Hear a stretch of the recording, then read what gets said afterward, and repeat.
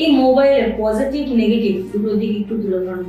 আমার মতে বাচ্চাদের জন্য মোবাইলের কোনো পজিটিভ দিক নেই। আমার মতে, এটা একান্তই আমার মত, যে মোবাইলের কোনো পজিটিভ দিক বাচ্চাদের হতে পারে না, সমস্তটাই নেগেটিভ।